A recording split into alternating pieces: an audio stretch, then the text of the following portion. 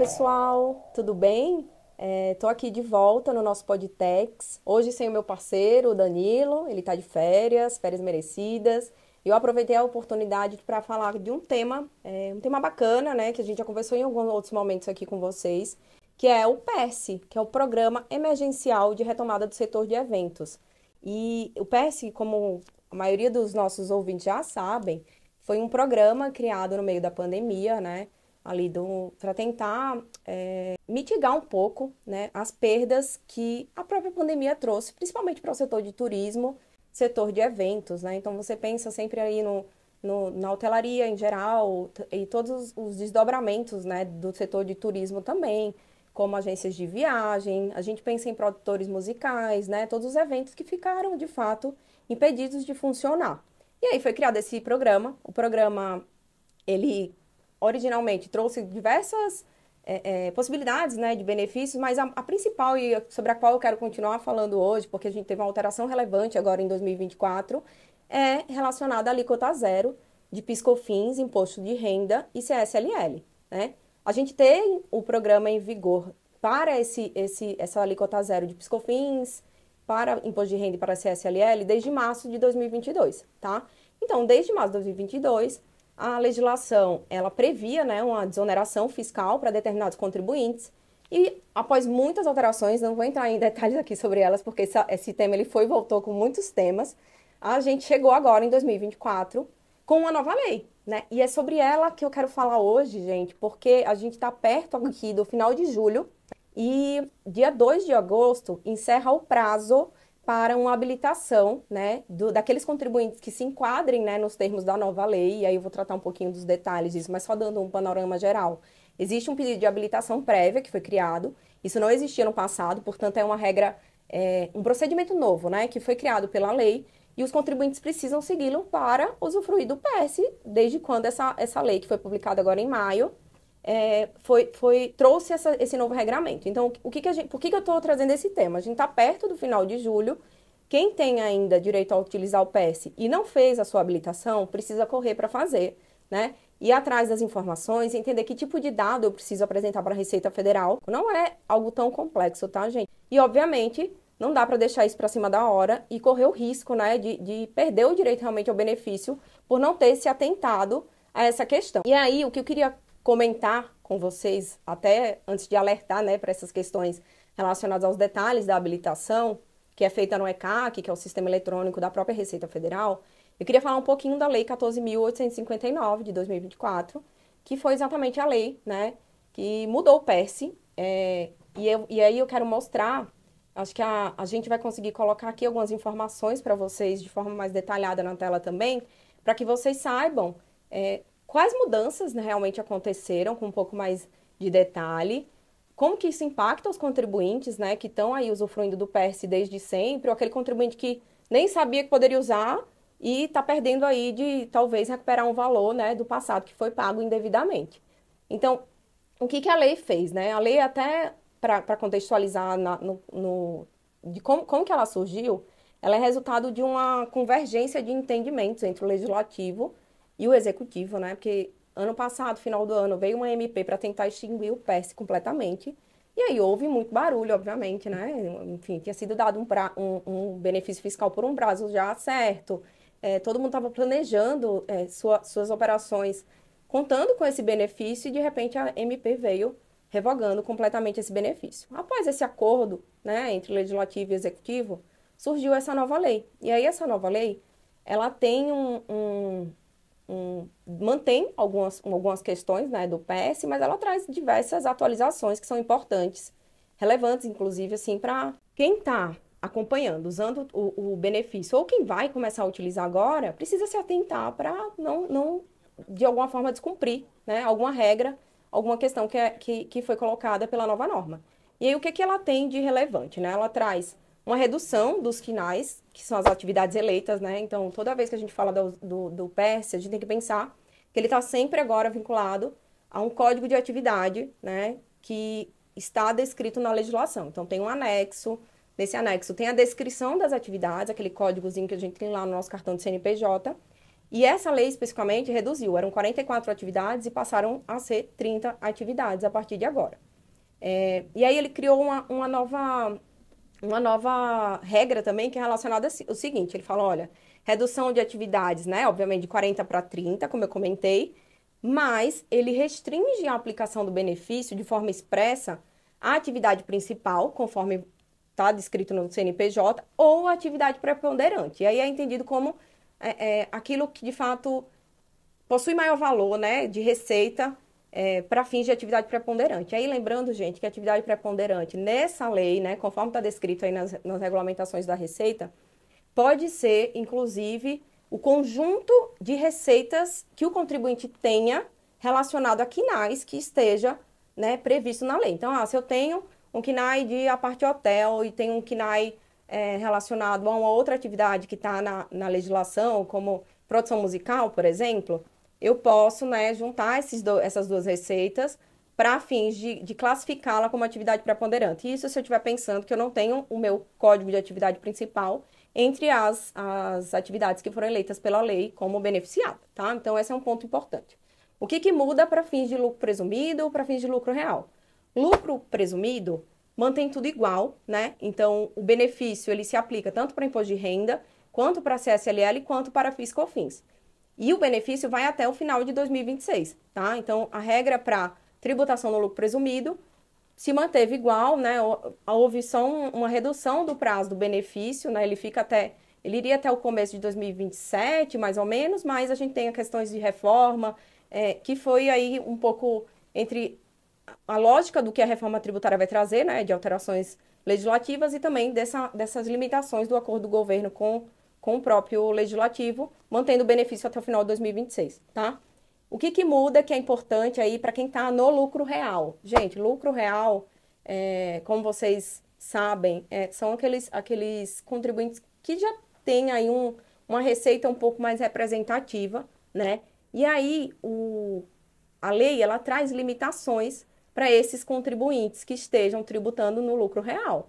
Tanto é que no momento que você faz a habilitação do crédito não, desculpa, gente, a habilitação, né, do PES, tem lá uma opção para você informar, né, se você tem a intenção aí de utilizar o benefício, você está no lucro real e algumas informações que a Receita pediu para esse contribuinte. E aí o que muda para ele, né? Quem está no lucro real, o PES ele vai se extinguir para imposto de renda e CSLL a partir de 2025, ano que vem, portanto. Para PIS/COFINS, a tributação ela vai se manter na alíquota zero, desde que, né, o contribuinte informe se ele tem intenção de utilizar o saldo de prejuízo fiscal e base de cálculo negativa, né, de CSLL, ou os créditos de PIS/COFINS, né, decorrente da aquisição de mercadorias ou serviços, enfim.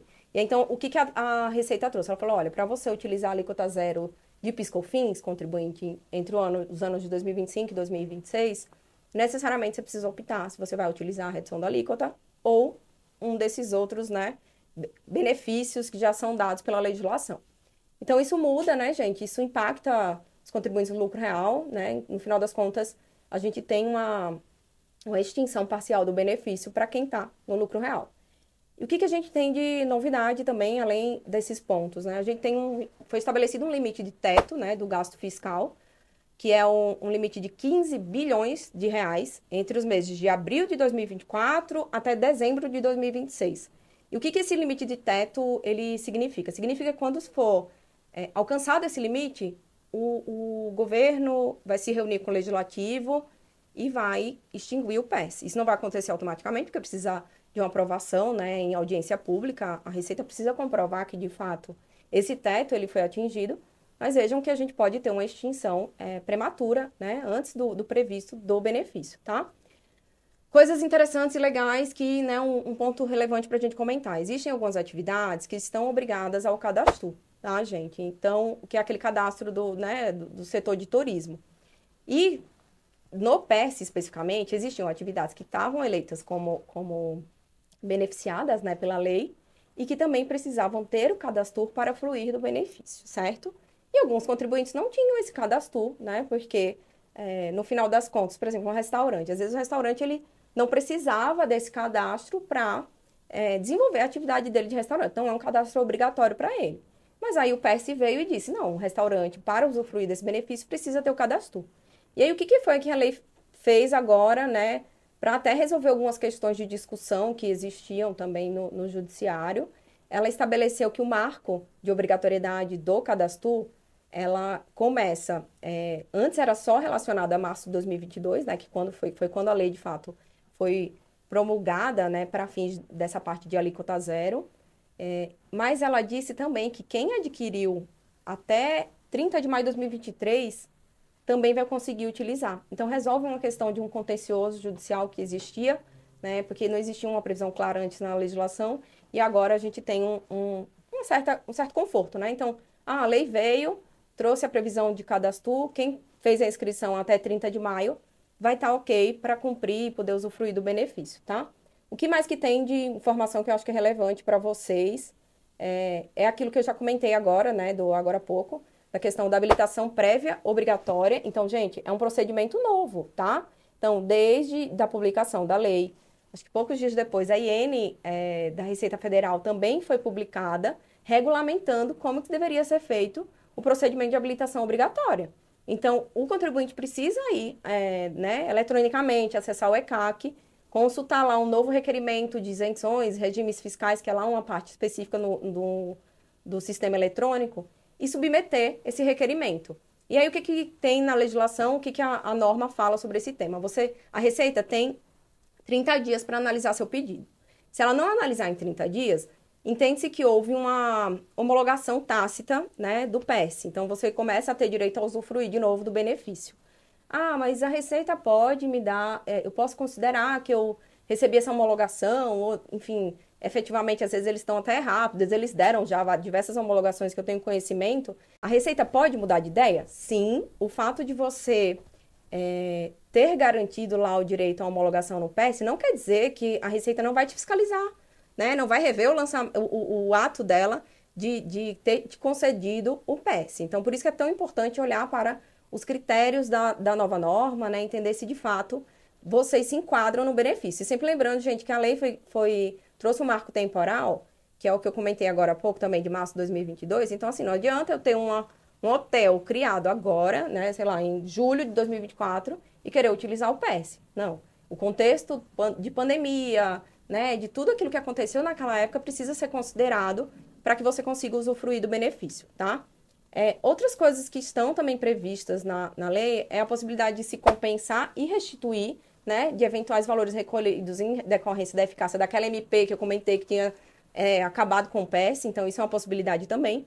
E também existe aqui uma previsão de autorregularização para aqueles contribuintes que não estavam utilizando o benefício de forma correta, dando a possibilidade, né, dos contribuintes se adequarem.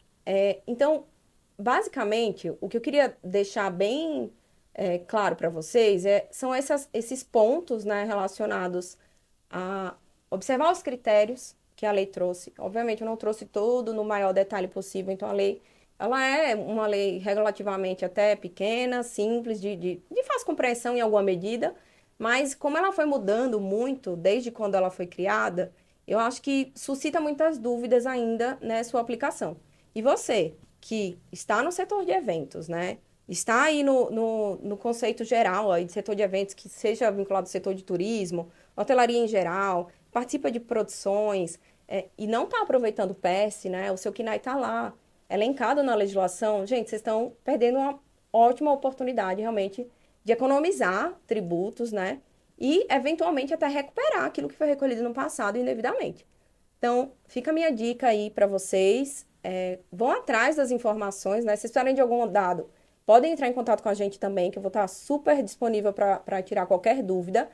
Mas não deixem o prazo passar. A gente está em 22 de julho agora, né? O dia que eu estou gravando aqui esse podcast para vocês, mas o prazo de habilitação vai até 2 de agosto, então está muito perto, é hora de correr atrás das informações, seguir com os procedimentos e ficar mais tranquilo para terminar aí o prazo do benefício até 2026 com mais tranquilidade.